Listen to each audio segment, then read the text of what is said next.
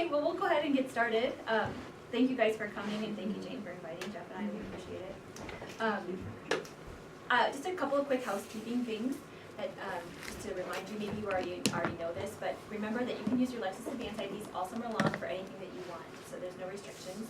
So if you're working on these summer projects, you're welcome to use your Lexis Advanced ID. If you're doing any part-time summer associate work or anything like that, you can use your Lexis account there as well. It's no restrictions. The other thing I wanted to mention is this is brand new this year. We're actually extending daily research points over the summer. So perhaps you've seen the email, and if you have, great. If you haven't, just remember that you can log on to Lexis, do a search, pull up a document, shepherdize something.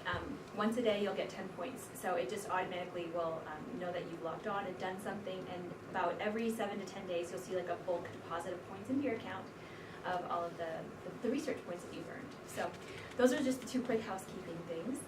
As far as what we're going to do today, hopefully you have a handout. We're going to kind of step through that. We're going to do a bit of a quick review, and then we're going to talk about advanced search strategies and using segment searches as well. Maybe you haven't probably used those too often, so we're going to kind of cover those and how those can be useful. And then some general search tips and setting up an alert to notify you of any new search results that come out on point to your research topic. But before I begin, I wanted to share a little story. So last night I started Spanish class. So I don't speak Spanish other than saying hola and counting to 10. And my boyfriend is from Mexico, and his parents came up over Christmas, and it was the most awkward conversation because they don't really use counting a whole lot. So it really made it tough. So I decided they're not going to learn English, so I better learn Spanish. So I showed up at my Spanish class last night, and there's 4 of us, and that meant we had to talk a lot because there's only 4. And it was really awkward because I was the one who knew the least, and everybody in there was about 3 steps ahead of me, and so it was a completely eye-opening experience, and it kind of reminded me of being back in law school that first time when you're all scared and everything. But then this one girl across the way stepped up, and she was explaining something to me so that it made sense a little bit better, why it's supposed to sound this way versus that way. Anyway, where this is going is, this is a very small class. You guys can talk, don't feel embarrassed. People learn from each other. I learned from this girl helped me, so I get it if you don't feel completely comfortable, because I surely didn't, but it definitely helped me kind of learn more about it. So as far as your research topics, Jane provided me with a nice summary of some of the things that you're working on, so I'm going to try my best to incorporate some of those search examples into my script today. But you guys are dealing with some very detailed and intricate things, so there's no way I can cover them and do them justice. So if you have any questions along the way at all, don't spin your wheels. Call me, text me, email me. Jeff as well. We have 1-800 reference attorneys sitting there 24 hours a day that are happy to help you. So you can, there's all sorts of, and you have the library staff here that's willing to assist you as well. So don't just spin your wheels. We're here to help you. We can do that. Okay, that said, just a real quick reminder of how to create a folder. I think foldering is important. I'm sure you guys know how to do this, but just as a reminder, I'm just going to show you here. When you're on Lexis Advanced, if you come to folders and you click View All Folders, at the very far left you're going to see Create a New Folder. That will allow you to create a folder. And once you've created a folder, if you wanted to create like a subfolder of banana, you just click on the folder itself, and then you're going to see Create New Folder. And when I do that, I can create a subfolder and click Create. And now as I start to find stuff that was actually on point to that specific subfolder, subfolder issue, I can folder it right to that little subfolder of my master folder and have everything really organized and kept together to help myself stay a little bit more efficient. When you have something open, I'm just going to go into my folder. You guys probably know this as well. I need to find one that has a document in it. Hopefully this does. Good. Whenever you have a document already foldered, remember that you can highlight it and create notes to yourself, and I think this is really helpful because this way you don't have to reread the whole case to remind yourself, why did I like it, right? So, like I said, you may know some of these things already. Let me just zoom in a bit. But if you highlight with your mouse, and then when you let off, you have the ability to annotate, so you can write notes to yourself or highlight. And you can highlight in all sorts of different colors. There's pink, blue, yellow, green, all of that, so you can do all of that. So those are some just generic, general stuff that I wanted to remind you about. I'm just going to click back to the home page here by clicking on the Lexis Advanced Research button in the top left-hand corner. That always takes you back to home plate. If you're looking to find a specific source, I know somebody in here is dealing with a labor issue, so Larson's on employment is like a discrimination kind of handbook, but if I was trying to find that specific source, the quickest and easiest way to do it is to just type it into the search box, start typing out the word that you're looking for, and those sources will populate in the bottom half of the screen. And here you can simply click on Table of Contents or Get Documents. I think Table of Contents is the most helpful, and then from here you can just start drilling down to whatever it is that you're looking for. So if I click on Table of Contents, I can conduct a search through my Table of Contents over on the left-hand side, or just use these little arrows and start opening up my chapters and subchapters and get to the thing that's most on point to my research. So if you're looking to find some information, or if you're looking to find something in a specific source, that's probably the quickest way to do it. Now, if you're not sure of what source to use, perhaps you're not as familiar with labor and employment law, what's out there, there's a couple of things that you can also do up here where it says Browse on the drop-down menu. This is something I rarely show, but it's also very helpful. If I click on the Browse drop-down, I have the ability to browse sources or browse topics. So I know somebody's dealing with an oil-gas issue, so if I click on the Find a Source, I can type in oil and gas and just click Search. And when I do this, it will pull back everything that we have, all of the different sources dealing with oil and gas. And I think this could be useful because you can kind of look through here and go, oh, well, this is something that looks like it might be on point. Use the little drop-down menu, and then here you have the ability to add the source as a search filter, which would essentially make sure that anytime that, if I did that, if I click on Get Documents, that's everything that we have from this particular source. It's every document, so it's going to be a lot, so just be prepared. But if you click Add Source as a search filter, that in essence creates a filter up here, and then any of the search terms that you type in here will then be filtered to just that one specific source. Does that make sense? Okay. So the other thing that you could do is do Browse Topics. So if I clicked on Browse Topics instead of Browse Sources, I could just start drilling down. You could do it that way, or you could type in a topic. So if you're dealing with that labor and employment issue, I could go to labor and employment law, and then it's going to ask, okay, well, what specifically? So if you're dealing with a discrimination issue, which I don't think that you are, but if you were, then you just start drilling down and you can get to the top, some information on that specific topic by doing it that way too. So those are just some different ways that you could go about finding a specific source or finding other sources that you might not be aware that exist. Is just by typing in the search term, the title of the source right here, or using the Browse Sources or Browse Topics. Okay. Has everybody used treatises before? You might not have had occasion to use legal treatises, but they're just tremendous time savers and really, Absolutely. really helpful. Like the one on Larson on Yes. discrimination that Lynne just pulled out. So that both Lexis and Westlaw have some wonderful updated legal treatises that can really narrow what you're looking for and also explain it to you, kind of give you the overview cases and the statutes and the regs so that if you don't have any background in that area, you can really get up to speed quickly. Right. Yeah, and all of those cases are just staring you right in the face as you're reading them too, so it just makes it a quick and easy way to find a bunch of great, good stuff. One other random thing that's kind of unrelated to anything here, I just wanted to show you, I'm just going to type in labor, it doesn't matter. I just wanted to show you, when I click search, notice what's going to happen. It's going to pull back my search results, but here's what keeps happening. It keeps landing in statutes. I personally like mine to land in cases, okay? So I'm going to show you how to switch that. So I'm going to click back on my research button here to go back to the beginning. If you want to change where it lands all of the time, all you have to do is click on the filters drop-down menu, come down here to on the left-hand side to category, and then randomly, I know it's kind of hidden and I don't know why. So you have change in, oh, now they've moved it. They did an update last weekend and I guess they've moved it to settings. So up here under more, I hadn't changed it yet because I was waiting to do this for you guys.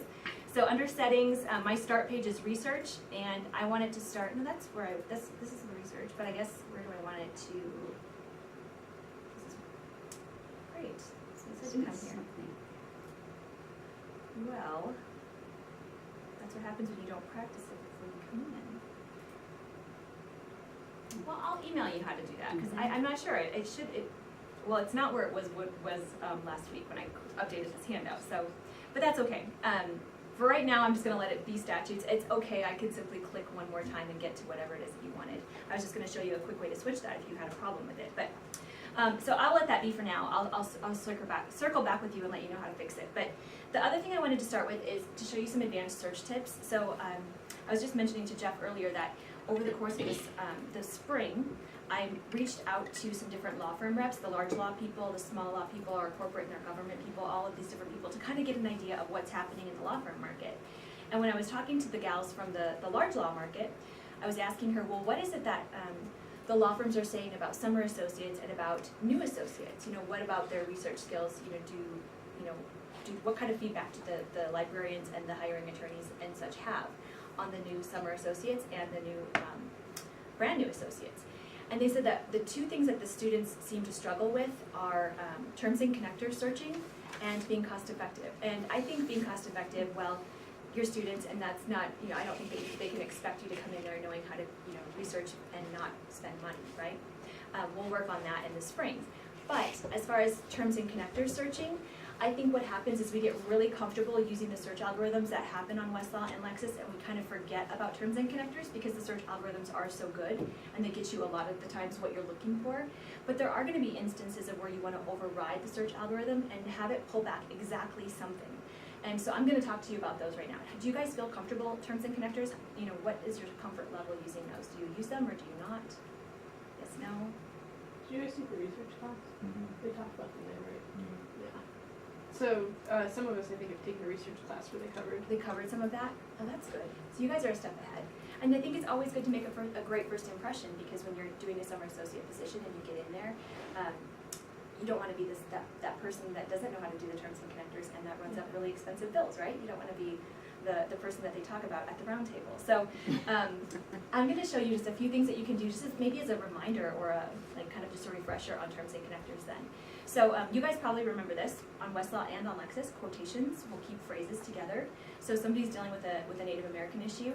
So for sure, anytime that you conduct a search on either search platform, I would suggest always putting quotations around Native American or American Indian. Those types of things we'll want to stay together as a phrase. So that would be the first thing. The exclamation point, also available on West and on Lexis.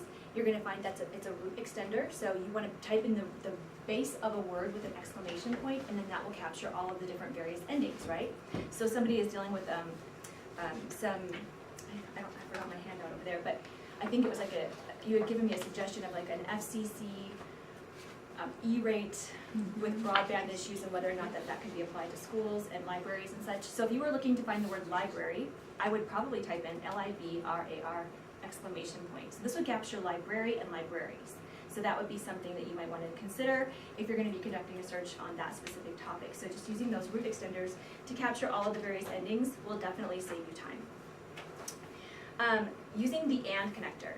So using that same search example, the E-rate and the FCC, if I was going to be doing something, the AND connector, if you recall, will just make sure that all of those concepts are in the document together. So anything that it pulls back, whether it's a docket, a case, a statute, a treatise, have to contain all of the things that you put here. So if I type in E-rate and FCC and library with a library like that with an exclamation point, that means E-rate and FCC and library, or any form of that word, have to all three be in any document that it pulls back in order for it to meet my search criteria and show up on my site list.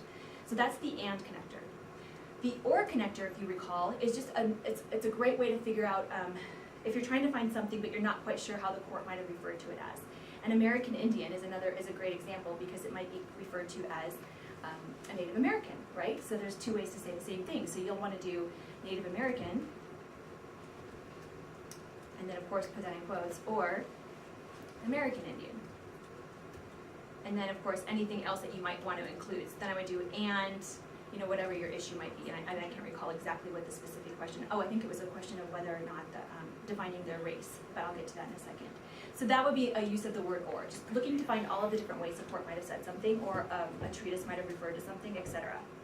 I won't, I could do /p definition or whatever you wanted to do. /p just makes sure that the word definition would show up within the same paragraph as either American Indian or Native American. You don't have to do this, and this is just something for me visually that really helps me to whenever I do searches, I always do it. I think it's a throwback to algebra, but I put parentheses around my ors. I think it just helps me to better see. I'm like, okay, I need one of this or this within the same paragraph as definition, and then that meets my search criteria. Those parentheses aren't going to do anything to your search. It won't impact them one way or the other, so you're fine to use them if you'd like. Now, if you wanted to, you could do And the person who's dealing with this specific issue, I know that the question was talking about, like what the definition of race when it comes to Native Americans and things like that. So one thing that you could do is do Native American or American Indian and race in the same sentence as definition. I think that would be a pretty good search. That might get you some really good stuff. So from here, it's basically almost like it's running two separate searches, if you will, kind of. So I need one of this and race in the same sentence as definition. If those two things exist in my search document, then it'll show up on my site list.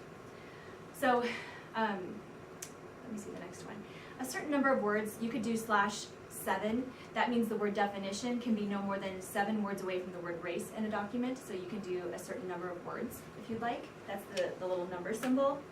And the and not, that's one of my, probably the least used, but I think it could be very helpful for you, especially with your guys' intricate, projects. You might find something that might become useful. So I know someone's dealing with a question about free press. So if I were you, some of the different ways of saying free press, you might want to go free press or open press, right? Or what was the other one I found? Press clause, that was the other one. That's the actual issue. You gotta spell it right though. You've And got a P at the beginning there. Oh, too. I've probably got, oh yeah. This is the way I type most days. I'm terrible. If I didn't have Microsoft Word to correct me, I'd be in a world of hurt. So there we go, free press, Yeah. or open press, or press clause. Okay, so I'm gonna put those in parentheses just because for me visually I like to. And then I'm gonna do and not free speech. Now this is of course overbroad. I probably wouldn't actually do this search because if the word free speech was mentioned at all in the document, it instantly removes it from your site. So it's a little bit over inclusive, if you will. But what it'll do, if you keep getting something over and over, if you're looking for charitable trusts and you keep getting equitable trusts, you're going to want to do and not equitable. Take those things out to just look at those things specifically dealing with a charitable trust. So if you're getting something over and over, like talking about free speech, and that's not what you want the press clause, well, do and not free speech, and then that will instantly go back. Take a look through your site list and just extract them from your site list. I think that would be helpful if you keep getting stuff that you really don't want and it doesn't necessarily pertain. The last little tip I'm going to show you here is using the at least connector. It's one of my favorite connectors and I feel like it's the least used. So the at least connector makes sure that a word or a phrase shows up at least a certain number of times in your document. So if it's talking about it a lot, there's a pretty good chance that it's probably on point to your topic. So we'll stick with that press clause, and I would probably do like at least 10, and then in parentheses do your quotes for press clause. And then click, I'm just going to actually conduct this search. So I typed in at least 10 press clause. I'm curious to know how many cases, only 9 cases out there mention the phrase press clause at least 10 times or more. So those might be some pretty helpful cases just to kind of get started with your research. But you could also look to secondary sources. Well, here you have 84 different secondary things that are talking about press clause and talking about it quite a bit. You can make that more restrictive by adding in any additional terms that might be helpful and do and, I can't remember the exact issue, but we'll just do door. I don't know, I'm just typing in a word. So the word door has to be mentioned at least 1 time. The word press clause has to be mentioned at least 10 times or more in order for that to meet your search criteria. Make sense? So you've got, just as a quick reminder, you've got the quotation marks, you've got the exclamation point that will extend it and get you all of the variations on a word. You've got the and clause, puts all of those concepts in a document together. The or finds all of the different ways of saying something. You have the /s, I want this in the same sentence as this, or you have the /p, I want this in the same paragraph, or you have the number sign, which would give you I want this no more than 7 words away in a sentence from this. You could type in, of course, your own number. Then you have the and not, which will just go back and remove anything that mentions that word or phrase from your site list. And then lastly, the at least connector, which will make sure that a word or phrase shows up at least a certain number of times or more in your documents. So I think that those will be helpful. Something else that you may not use, and perhaps you did cover it in your advanced research classes, is it's called summary segments, summary searches, segment searches. So what that will do is when you conduct a search, it's only searching a small little chunk of a document on Lexis Advanced, and then that's it. So if I conducted a search for, I'm just going to show you here, I've included all of the different kind of segments that you could potentially use. I'm only going to show you 2. But if you wanted to find all of those cases written by a particular judge, you could type in the word judge, and then type in parentheses behind it, Joe Brown. I'm just gonna do two, Joe within two of Brown. Clearly, I have no idea what's gonna happen there, but the idea is it's only gonna search for cases, and it's gonna search that one single line that mentions judges. That's it. So if Joe Brown was mentioned randomly in the opinion, you won't find it. But if he was listed as a judge, that will pull back. So one of the things I think that could be helpful for you with respect to your upcoming research assignments, my favorite one is called summary. The summary will actually only search the little summary paragraph that precedes all of our law review and journal articles, and that's it. Because obviously law reviews and journal articles, they can be like 100 pages long possibly, right? And if your word or phrase was just mentioned in passing in like the last 2 or 3 paragraphs, well, that's not that helpful. But if it's mentioned in the summary paragraph that summarizes what the whole article is about, then you're probably going to save yourself a ton of time and not have to sift through all of those random ones that don't really, aren't really all that helpful. So all you have to do is type in the word summary, and I think someone was dealing with the issue of convertible notes. So I'm just going to type in, the phrase convertible notes. I'm going to do or convertible debt. Am I doing it wrong? Convertible. It's not uncommon, right? There you go. There we go. Okay. So I've got, hopefully I Facebook it right. Hopefully. We'll give it a shot and see what happens. So by just typing in the phrase or the word summary and then in quotation marks right behind it what word or phrase that you want to be mentioned in the summary section of the law review article, I'm just going to click search. Notice when it pulls back my search results, it's going to have like kind of random odd stuff, but that's because it's statutes and legislation. What you're looking for is going to be a secondary source, right? Because this is only applicable to law reviews and journals. So come down to the secondary materials, and then in here, you can narrow it further if you want to, just down here at the very bottom. I think it's already restricted to law reviews and journals. So I could just click right into this, and if I click into this SMU law review, if I look in the summary section, I'll show it to you so you can see what it looks like. Here you have a Lexis summary, so it's talking a lot about convertible debt, and that might be a helpful article. This way you're not just looking at some random article, you're looking at, how many were even in there, I'm not 100% sure. And Lynn, is that taken from the actual abstract in the article, or is it written by Lexis? I think it's taken from the article. That's what I would assume. Yeah, I'm pretty sure it is. I can't say for certain, but I'm pretty sure it is. Okay. But there's only 17 of them, and that makes it a little bit easier to sift through. You're not looking through quite so many. The other one that I would suggest looking at is H-lead. If you have any interest in finding something in the news, the H-lead one might be useful for you, and I won't actually do the search, but all you have to do is type H-L-E-A-D and then in parentheses your word or phrase. That will search all news and legal news, headline, lead paragraph for the words and phrases that you typed in. So if you needed to find something up to date on oil and gas, just type in H-lead and then oil and gas or whatever. And then if your phrases, oil and gas, are mentioned in the headline or the lead paragraph of news articles, so you have to navigate down here to news or legal news, then that will be a little bit more restrictive and not quite so broad, and save yourself a little time from sifting through unnecessary stuff. So that's where there's other segments that you could use. I won't go through them. They're there if you need them. I'll let you decide if they're helpful. But those are the two that I think that would be most useful.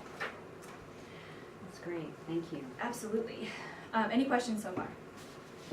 Questions of anything you all are doing that? I'm just going to zip through here one more thing, and then maybe you might have a question on this one. Shepherds, you guys already know what that is. You don't need me to tell you what Shepherds and Keysight could do for you. I'm just going to quickly Shepherdize the statute, though, to give you an idea of something, because Jane had mentioned this in her email to us, some of the things that she'd like us to show, and this was actually really helpful. I can't recall what statute it is that, I have the actual citation here, I can't recall what it dealt with. When I was playing around last night, I found this. What is my problem today? I think probably too much sugar. Generally the problem. Okay. So I'm just opening up this document. So this is a statute, and this is dealing with, I think it's that broadband question, I'm not 100% sure. But what's nice is when you pull up the statute straight up on its face right here, you can instantly see that there's some pending legislation out there. And I can click right here, and it will take me to, and if I click on it, I'll show you, the things that are out there that could potentially affect or impact. So it says, from the current session, the following bills proposed to amend, repeal, or enact a change to this statute. And this is going to give you those recent things that are out there that potentially could change your statute. Yes? What does Shepherdize this document do on the line? That's perfect. So you could easily Shepherdize this. So Shepherds is going to tell you if something is good or bad law. This is telling me that there's something out there that I should pay attention to. So I'm just gonna go ahead and click on that. And this is also gonna show you everything out there that ever cited to it. So my favorite thing about Shepard's and Keysight is that in the law firm world, this is a great way to find a whole bunch of great materials that cite to your important statute, your regulation, your First Amendment, Second Amendment, whatever it is that you're dealing with, and not have to spend a lot of money. You got a whole bunch of great research. So this is going to tell me that there's a citing decision out there that has some negative commentary about your statute. So you may want to take a look and find that. So over here you can say this one's saying it's unconstitutional in part by, and this one's saying it's unconstitutional by. So I can click on this, these are interactive, and get to that one case that has some negative feedback about this statute. You can also narrow it down in other ways by saying, okay, well, show me only cases in here that are talking about E-rate. I think that was what this case was about, so, or the statute was about. So let me see, total we have, let's see, citing decisions, there's 1,047 cases that cite to the statute, clearly a lot. But how many of them mention the word E-rate? You just type it in that little, like, kind of almost like a narrowing box. Instead of looking through 1,000, you're going to be looking through 370. So it's a much more manageable number, clearly still a lot. You can narrow it down even further if you want by saying, hey, you know what, show me only those from a specific jurisdiction, or only those that cited to it in a positive way, something like that. You can kind of play with that search list and make it whatever it is to meet your needs. Here, I will tell you, if ever you Shepardize something on Lexis, subsection reports by court citation, it seems a little bit obscure in what it's saying, but let me explain to you that you have to Shepardize the whole statute initially. So if you wanted to do like subsection, 1A, you couldn't actually Shepardize, 47 USC 254 1A. You couldn't do that. You have to pull up the whole thing first, and then if you want to see only those that had cited to just, like little subsection 1A, then if you click on that little link that says subsection reports, you can come down here and you can find, so this one's just, there's a total of 13 citations out there that cited just to section A. So that would give you those cases that are most on point to your specific subsection if you have one. Does that make sense? Now, a lot of you will be working on statutes and regs, and this can be really helpful to narrow it to the specific subsection. Yeah, absolutely.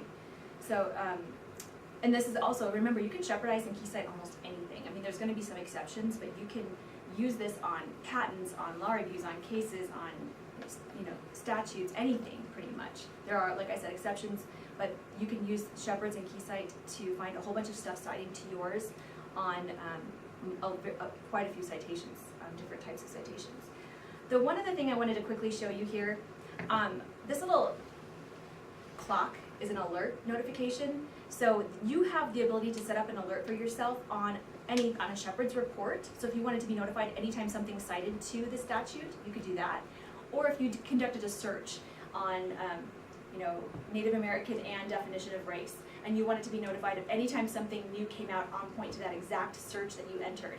Anytime you're above the search site list, you're gonna find a little alarm clock, I guess.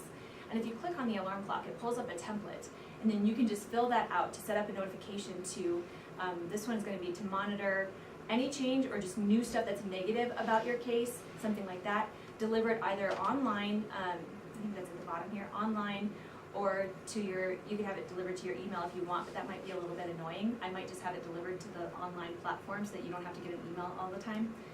But then you can have it as frequently as you'd like, and I'm gonna click cancel. And if you were to try to find where those would be, I'm just gonna click back on the Lexis Advanced button here to get back to home plate. All of those alerts that you had set up for yourself would be located right here if you had them delivered for yourself online. You also have your history over here, which I think is helpful. It'll save for you for 90 days. So you have 3 months to go back and find all of the stuff that you already did. So it separates it out by searches, documents, and Shepard. So just remember, if you pulled up a specific citation, that would be under documents. And if you conducted a search, it would be under searches. And you can share that history with your professor, to show what searches you've run. Absolutely. If you're interested. Also share your folders on Westlaw and on Lexis. So if you wanted to share your folder, let's just say that you wanted to share this issue 1 folder. Under actions, you use the drop down menu and you can click share this folder, and then you can share it with your professor to see, so that he can see or she can see all of the research that you've done. Yeah. That's a real quick overview of some of the things I think could be useful. Do you guys have any questions? Anything else on Lexis you're wondering about? No? No? You're Well, good? That's good. I'm here to help you if you have any questions that we get going and you get stuck. don't spin your wheels, so. Thank you, Thank Lynn. Always good to go second. Everyone's really tired of listening to people talk. But thank you, Lynn, for providing lunch. It's all Lexis is doing. Well, Westlaw took care of it last year, so. Yeah. Ah. Oh, you know what? We need like a friend. It's a new laptop, sorry. Did you need, I don't know. Do you need a different I adapter? think I just need to use, oh, there's only one type. You could get it from the suitcase. You can use this if you want to. Matt can run, get it from the suitcase if you want. I guess I just need like a USB. Is there one of them, or like for a Dell, do you know? Or is there like a, what do they call it, a dongle? You need a dongle for Like that a too. adjuster? Huh? Does anybody here have one? The new one's probably the Swayboard. We've got some at the suitcase. USB? Yeah, if you got it, that'd be great. Oh, sorry, we're gonna have a little bit of a delay. You can talk about summer password extensions. Oh, yeah, or my Fitbit. Or your Um, Fitbit. So yeah, password extension, I'll talk about a few of the admin things that we don't really need to have the screen up for. First of all, congratulations to you all for making, I assume you're all first year students, right, going into? Were. No? Were, Were. you were, now you're not any Yay. longer. You were first year students, so congratulations for getting through that first year. It only gets better. What we're going to do today, I'm just gonna kind of piggyback on Lynn's presentation and do some of the same searches, look at some of the same documents so you can kind of compare and contrast. As you probably already figured out, there are a lot of similarities between the two systems. A lot of what Lynn talked about in terms of terms and connector searching, field searching, you can do that on Westlaw as well. So I don't want to duplicate that because you can do the same thing, but I will kind of show you what some of the differences are there. And we do encourage you to keep an eye on both systems. We know that as you move into that second and third year, you tend to develop a preference and you just kind of use one system and that's all you use. They both change quite a bit though, so they'll probably look a lot different by the time you end up graduating as third years. And I can almost guarantee that whatever employment you get after law school, you know, you could easily wind up at a firm that uses Lexis and then switches to Westlaw, or has both and expects you to have proficiency on both systems. So take advantage of the access that you have right now. That'd be awesome. Thank you so much. Awesome. Thank you, Matt. You have to go and buy one of these. Jean was mentioning summer extension, and as Lynn mentioned, for your Lexis passwords, it's just automatic. You'll automatically be able to sign on all summer. For Westlaw, we actually do it a little bit differently in that we actually have you opt in. So, and you may have gotten emails about this already and already taken care of it. Is it May 31st when it switches over? Yeah, so it's just June and July, so you probably haven't seen any problems with your access right now. But if you wait, toggle. I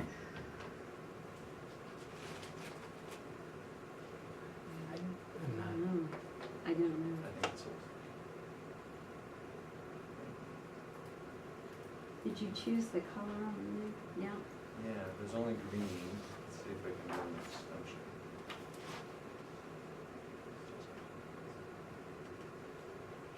I might just switch it off and switch it back on. Sometimes that does it as well. Just a reboot. So, sorry, Amanda.